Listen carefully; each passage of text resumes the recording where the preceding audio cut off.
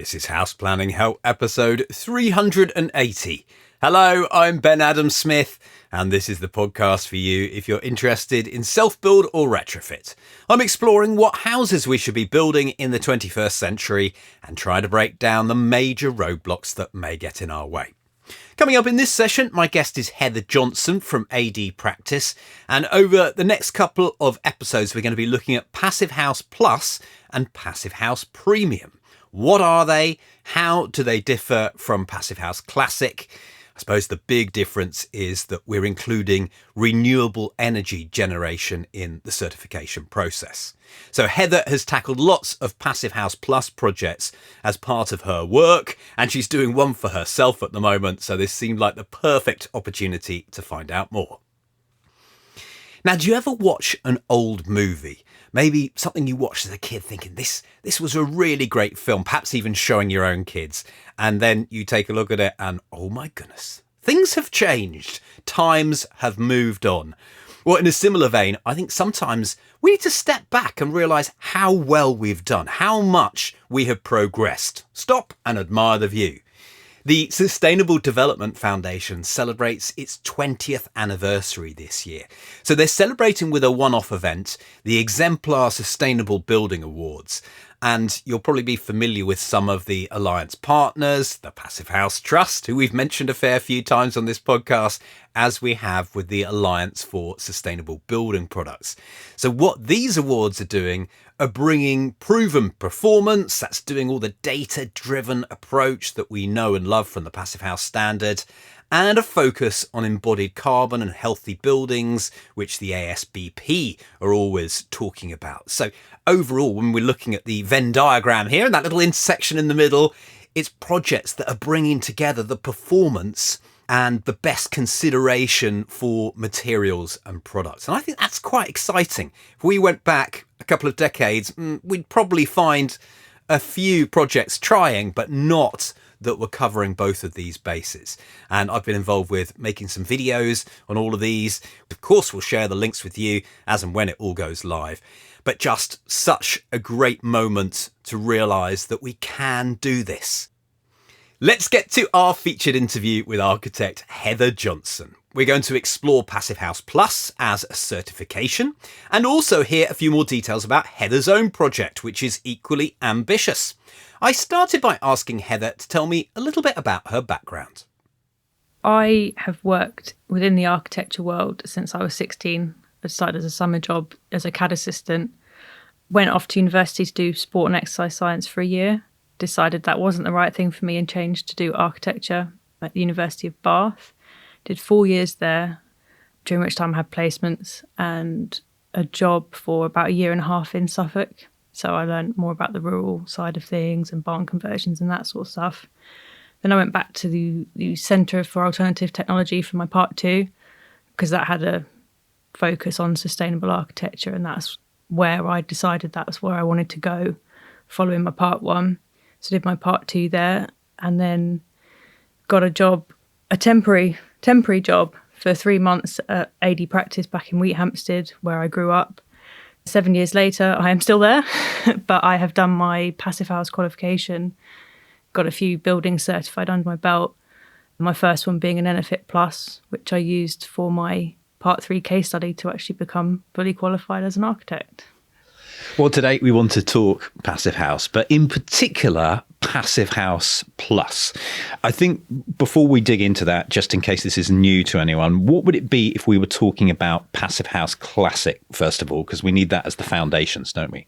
So the Passivhaus Classic, it has its traditional criteria of how much energy it uses, how much it can overheat, all of the traditional things that people have probably come across.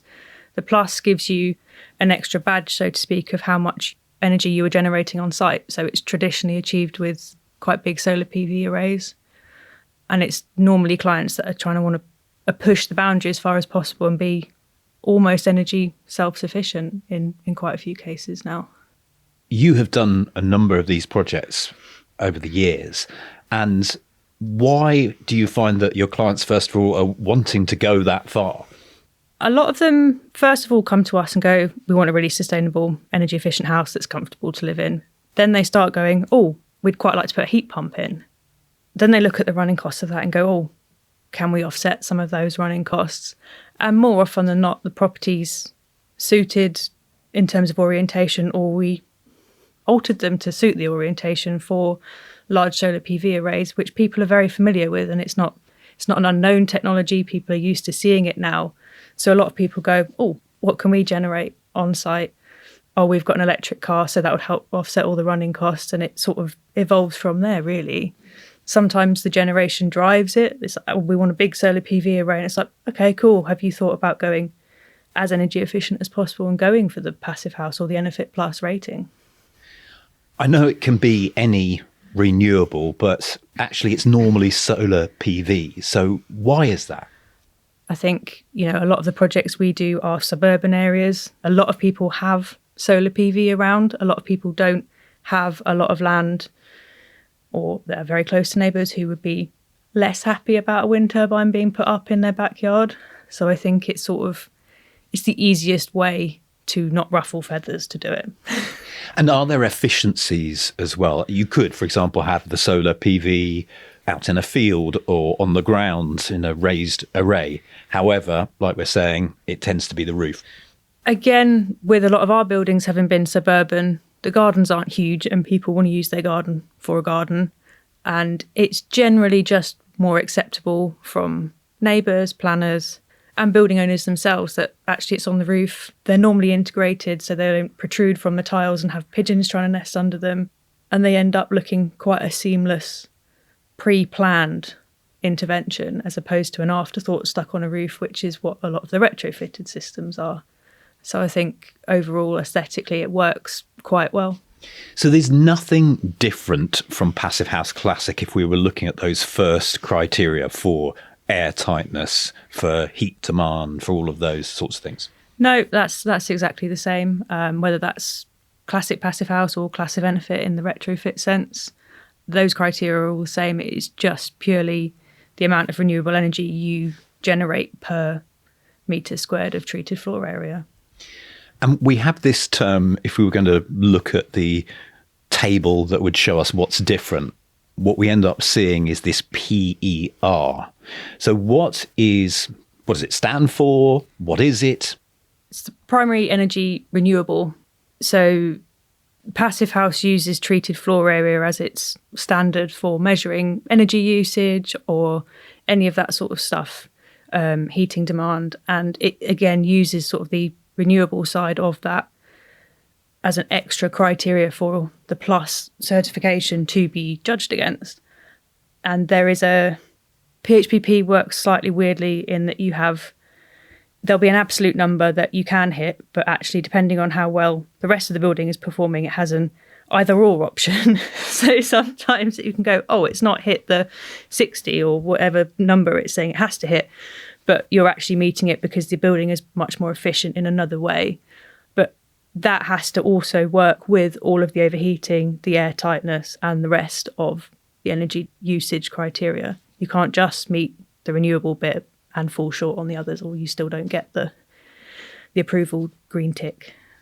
And this per metre squared is important, isn't it? Because it might incentivise you otherwise to build a bungalow, I don't know, with a massive great roof. Yes, I myself am doing a single-storey dwelling with a really big roof, and it's not great. It's not easy to do. It has a very large surface area to volume ratio, which makes heat loss. Anyone who understands building physics, there's a lot more heat loss from it than your traditional Passivhaus cube. So there's thoughtful planning in more ways than one. Yes, you can have a big roof area with big solar PV, and you might skyrocket up the renewable generation, but it'll be a lot harder for your heat demand and everything to keep that below the thresholds for criteria. So the form still does matter an awful lot. Mini sidetrack here. So why are you doing this single-storey dwelling? So we have bought a barn in rural Hertfordshire. Crazy architect idea. I dragged her husband along with her for the ride.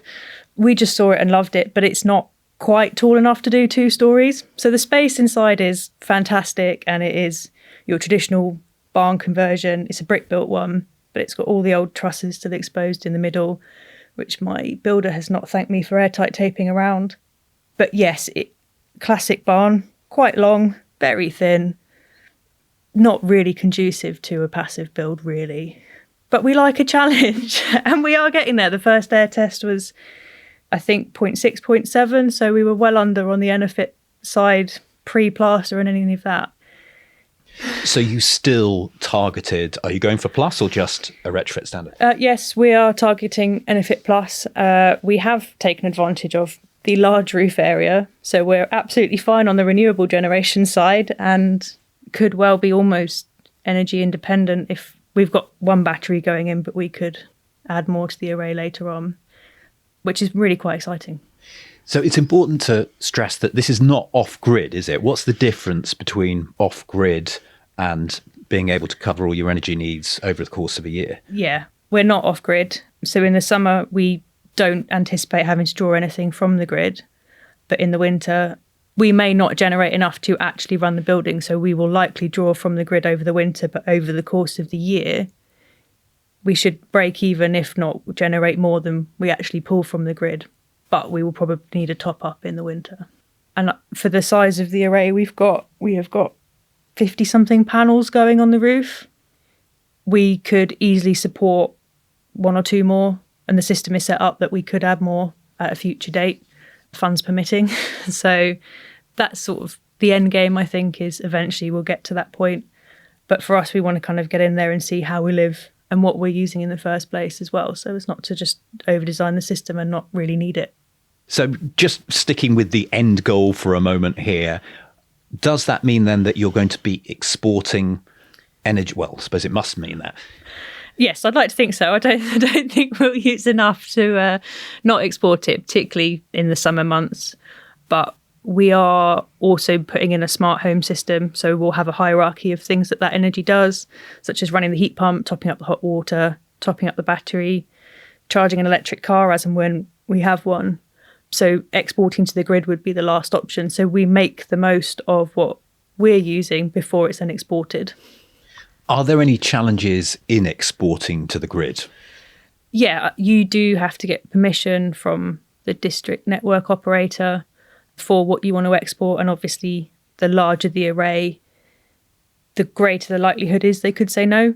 We've never had a project that has been turned down yet, but I can imagine if everyone started trying to do the same thing, there's going to get to a point where the system will get overloaded. The other Plus projects that we've done have all been fine, and they've all had big arrays of 30 plus panels, some on 3-phase, some on single phase. I think there can be a preference for DNOs to prefer the 3-phase system in terms of export and helping them manage their grid flows and surges and things like that. But we've equally had others done on a single phase. Our Harpenden Enefit Plus was done on single phase and absolutely fine, no problem. So your own project, you've mentioned that you're going to do this in phases, or the end goal will not be completed for a while. So how do you do that? What have you decided to do in this first phase, and is there any flexibility in that? Yes, we're quite fortunate in that it is a very long, thin barn. We actually need to have 2 MVHR units just to limit the length of duct runs, because the main barn itself is 20-30 metres long. So our phase 1 is the old traditional barn, the taller area with a side utility plant room and a shower room and things. And that's all run off one system. So our plan is to put a temporary wall up at the end of that, which means that we can run the sort of house that we're living in, studio style, off one MVHR unit whilst we carry on fitting out the rest of the house. At the moment, we have an insulated, weather-tight, airtight shell, so we need to make sure that that's still going to be ventilated. We'll have the tilt and turn windows open and probably put in a couple of fans just to keep air circulating. But for us, it's actually worked as a really good division point between the living area being done and then fitting out essentially what are our bedrooms and home office. And how have you constructed this? So we've got an existing sort of brickwork shell, and we have basically built a box within a box. It's an insulated timber eye stud frame which are used commonly across the passive house world, insulated with the warm cell, so the blown cellulose insulation, the recycled newspaper. It's all on an insulated slab using the IsoQuick system, which again, we've used quite a lot and it's quite a common construction method. And then where we've got new extensions, that will be finished with timber cladding, and obviously existing, it's already got the brickwork skin. So we've managed to retain the historic fabric, but we're not adding to any of its load bearing or any of the sort of loads and structural issues with that, because it needed underpinning. But we've also managed to retain the existing timber trusses, which are essentially just functioning as tie beams now within the new fully load bearing timber frame structure. Because it's essentially a long tube, we need to have something to stop it just squidging and falling flat. Do you have to make sure that there is ventilation outside the timber frame? Yes. So where we've built against the brick wall, we have, well, a nominal 50 to 100 mil cavity, but the walls are not straight. So in some places it's a lot wider than that. And where it's timber clad, it's obviously a rain screen system. So that is battened and counter battened out before the cladding's put on. And what about moisture? Is that at any risk anywhere, or once you've done that, not really? Once we've done that, not really. It's all membraned as well, the timber frame, before it's got any finishing skin to it. So any rain that was to get through the rain screen cladding or something will hit the membrane, come down, trickle out the bottom, much like most of the other traditional systems that you see. The bigger risk at the moment with it being phased is that we don't ventilate the uninhabited internal spaces correctly. So we need to make sure that those windows are open. We have some fans probably going just to keep the air circulating, because it is airtight, it is insulated, and it does have a screed with underfloor heating in that we can heat up. So it's a good temperature, but we then don't want it to be damp, moist, and forming condensation and mould on windowsills and things, because we have had that during some constructions of some of our other ones. What's been the biggest challenge of the project? In all honesty, it was planning, which is more unusual, but unfortunately, as I tell my clients, it can often only take one neighbour, and in our case, that was the case.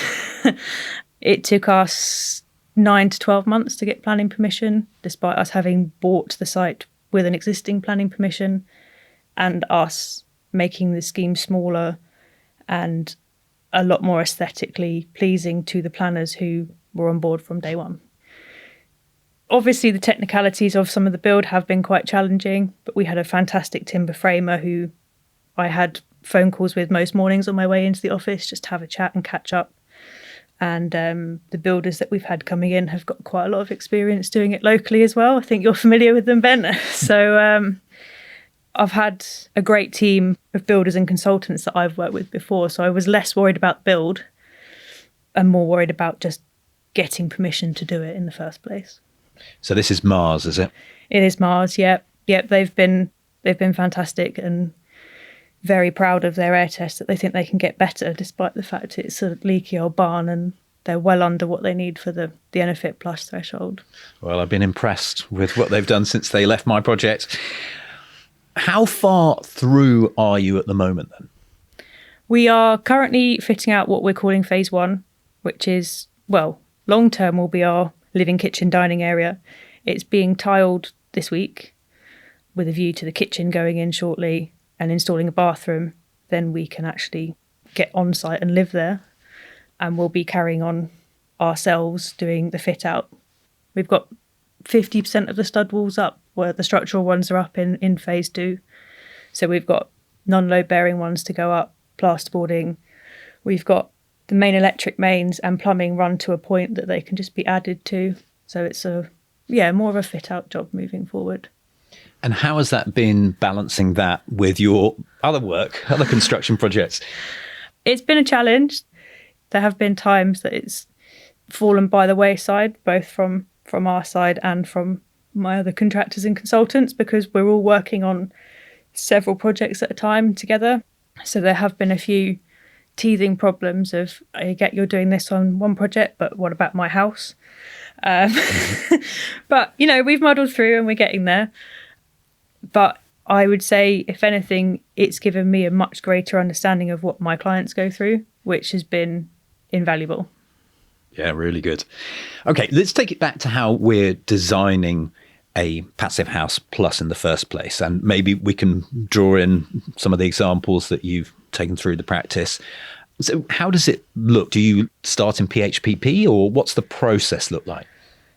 It largely depends on whether it's an existing building going through an NFIT and a retrofit system, or if we're kind of starting from scratch. Should we say new build first? New build.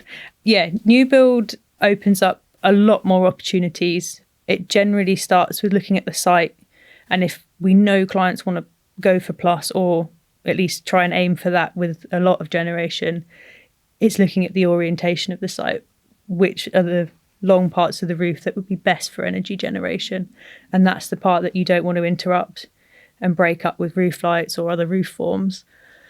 Then it's sort of, okay, we want a vaguely interesting form that doesn't just look like a square box, because people know those passive houses, and whilst they're sort of recognisable, we're also architects, so people want some design flair going into their houses. So it's how can we do that without compromising the surface area to volume ratio so much that it becomes really difficult to actually get it over the line in PHPP. So normally when I'm working, I guess in my head I have a rule of thumb of kind of how that works, or I look at it and go, that form will work, or we'll get that through. And then if you've got other people, we may have a client going, well, what about this? And it's like, yeah, you can do that. But if you put a massive window there or a glazed gable, you're likely to overheat in the summer unless you have some form of shading. If you're happy to have shading over it, fine. But a lot of people go, no, I want a big window so I can see out a big window and not have it shaded. So I'll often then run an initial PHPP model prior to planning, just to check that we're not miles away from it passing. And then the finer details get fleshed out post-planning in the sort of technical design phase. And what about then for a retrofit? Retrofits, they can be more challenging because obviously working with a building that's already there. In our Harpenden NFIT Plus, which was the first one we did, the roof slope was just off south on the front, but it was in the conservation area. So there was a sort of trade-off as to whether or not that would be acceptable. But having seen the property, it's not a traditional conservation area style property. So that lent itself perfectly to a seamless PV roof, wherein the whole roof pitch is just solar PV. So it looks very much like any other roof, just of one consistent material. But it's also looking at the overall construction of the building. That one was very interesting because it was cross-walled. So we could keep the existing load-bearing walls, take out those very thin infill panels that had, from memory, about 20 mil of polystyrene in them. It was freezing. And replace those with a similar system to the one I was saying about before, with the insulated timber I-beams, and then finish with a render and cladding.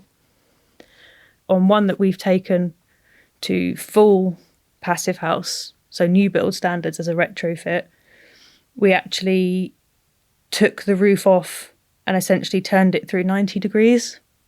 One for the client because they had no view over their beautiful back garden and fields.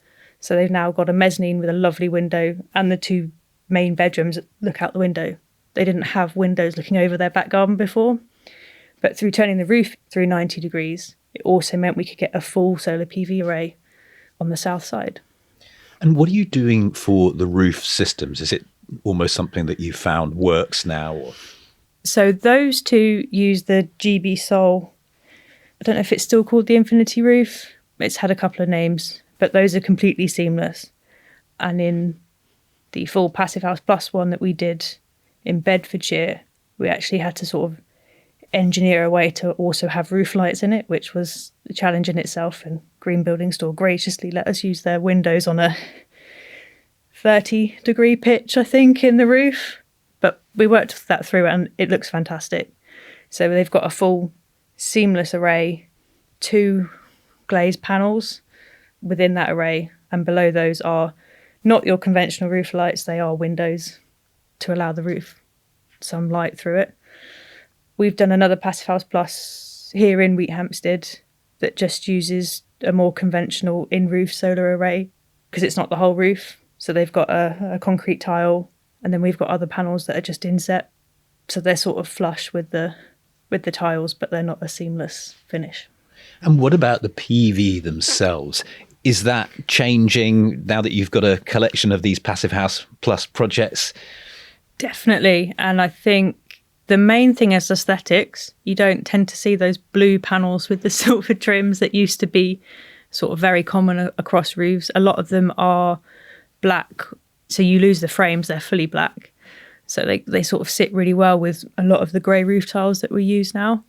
They look much less intrusive, and because they've developed these tray systems, there's various different ones to allow them to be recessed. So they are essentially the roof finish rather than being tacked on top of tiles, which can look quite clunky and from previous experience have pigeons nest under them, which isn't ideal and it's quite disruptive. We had it at my parents' house and it was a bit of a pain. Yeah, I can imagine that. Yeah. What about cost then? How are things shaping up that? We've mentioned we can have a saving because of the roof covering. Are there any other costs or any other challenges or things that we should consider? I think solar panels have come down quite a lot in cost from when they were first sort of being put in. Unfortunately, with that, it also means the feed-in tariffs for exporting have also gone down, but they're stacking up as a much shorter repayment period than they first were when people were first starting to put them in 15, 20 years ago. And there are a lot of other schemes around. I know locally in Hertfordshire, there's a Solar Together scheme that you can get discounts for doing them. And it's becoming a much more attractive offering, especially with people having more and more electric cars and that sort of stuff. And the feedback that you're getting from the people that are in these Passivhaus Plus and Enefit Plus projects, I mean, are they happy with the decisions they made? Yeah, they're very happy. I think the Harpenden Enefit Plus, which I know you visited, in their first year, they spent £95 on electricity for a year, which when you're looking at, our workplace spending about £200 a month is a huge saving. Put on top of that, the fact that it is passive. It's a very calm environment. As you know, with any passive house you go in, there's a sort of a zen feel to a place. There's, with the MVHR, a really healthy sort of living environment, fresh air, but it's always constantly quite a nice temperature. And with our Wheat Hampstead Passivhaus Plus, their only regret was not actually putting more solar PV on the roof, because they were like, oh, we could have generated more if we'd gone round to the front, because in the summer the sun comes round to the front. So if anything, I think the feedback is just to absolutely maximise what you can in generation terms. Because I was going to ask you about that. You can obviously have solar on different orientations, but it tends to be the south? It tends to be. I mean, if you speak to quite a lot of the suppliers and specialists, they're quite keen on southeast and southwest as well, because it can sort of, again, from a grid point of view, take pressure off like a peak load or a peak export. And for you as a homeowner, if you're using that, you can generate and use throughout the day a lot more. We have had people put them on the north and they do generate. They don't generate anywhere near as much because they're not in direct sunlight. But having it on more than one orientation, which is what we're doing as well, just with the way our plan works, means that actually throughout the day you get a more consistent generation, which if you're at home and using a lot of stuff can work really well, or it can sort of maximise the time you're charging a battery, or indeed just exporting to the grid. So you mentioned to begin with, obviously using it at the time is the most efficient. Maybe you can just recap. So what would you do with it afterwards if you're not using it at the time? If I'm not using it at the time and the battery's full or the car's charged, it would then just get exported back to the grid. They do give you a few pence, I think, a kilowatt of feeding back, depending on who you're with and the time of day and all that sort of stuff. So it can sometimes make more sense to export it at certain points in the day to maximise your return than it is at other times of the day. We've had clients sort of work out, oh, we'll export between these hours and then between these hours we'll charge the battery. And then if we need to draw any off the grid, we'll only draw it off overnight where it's on a really low tariff. So there is a bit of fiddling and making the system as efficient as possible to maximise it. But seems to work quite well once they've got their heads around how their specific tariffs work. We talked a little bit about PHPP, but what is the additional side? Because sometimes there are bits of it that you may not use, but for this, what are those tabs and what information are you inputting? So generally for us, it's the PV tab, and that inputs all of your information of size of panel, its wattage, the shading, the orientation, the angle, all of that sort of stuff that a lot of your PV providers do anyway as part of their quote. And it all feeds that back in with the efficiencies of the inverters and all that sort of thing to give you a number of watts or kilowatts per year it expects you to generate, which is then that number is divided by your floor area, and you then start getting your per metre squared treated floor area number that you need for PER. So we've talked about having these standard criteria for Passive House. But what if you exceed your efficiency? We've got some people who are very good at airtightness these days. Does that mean you can back off at all on the generation if you're an even more efficient building? Yes, it does. I think as we touched on before, you kind of have the two numbers. If you have an absolute number of this is the number that the Passivhaus Institute have said you need to reach, but you also have a flexible number that depending on how well your building is performing, whether that is airtightness or heating demand or any of the other criteria, you'd have a smaller generation requirement to still meet the criteria and pass it. So I guess the take-home point is you still want to make the building as efficient as possible and then add on the generation. Yeah, because it's always this drive for the efficiency first. What about the law of diminishing returns? Does that enter into it at all? I mean, it can do. I would say, taking my own as an example, we've obviously gone a lot further with the PV array that we've put on. But having had feedback from clients about saying, actually, we wish we'd put more on. Yes, we've met the plus and it's fantastic, but actually we could do more with our own generation, with our own storage, or however they sort of use the houses, particularly those that are running heat pumps or just electric heating. There is obviously a diminishing returns, but it depends how you live. But generally the take-home point is let's try and maximise as much as possible, because unfortunately at the moment energy prices are only going one way. Is there anything else we should be considering or mentioning in this area? I'd quite like to see or have an opportunity to do one that isn't just about PV generation. I think all of the ones so far that we've done, maybe because of where we're based, with a lot of them being suburban, are all the generation is solar PV. As we all know, there are other ways to generate electricity and renewables on site. So it would be really cool to see one that used a wind turbine or even a water turbine. I think that would be really interesting to do if that came across my doorstep. Well, Heather, thanks so much for all your information today. Really appreciate it. Thanks, Ben. It's been great to catch up. Get more in our show notes today, which you can find at houseplanninghelp.com/380, with a summary there that you can work your way through, again, highlighting all those key points. We got photos of some of the projects that we've been talking about, including Heather's own.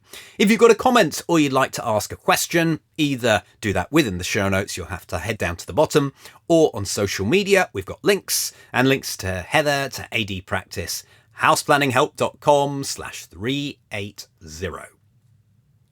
My call to action is to check out the Hub, and this is the membership community that we run alongside House Planning Help. It's a place where you can continue the learning and dip into all the resources that we've been working on over the years. We just try to simplify the journey a bit, either connecting you with information or people. If you want to chat to me, well, this is your opportunity, or some of our guest experts. Come and find out more about it, houseplanninghelp.com/join. Next time, Phil Neve is my guest. He's been working on a Passivhaus premium project for himself. It's taken some time to get off the ground, largely planning issues, but we'll delve into that next time. Thank you so much for listening. The House Planning Help podcast is produced by Regen Media, content that matters.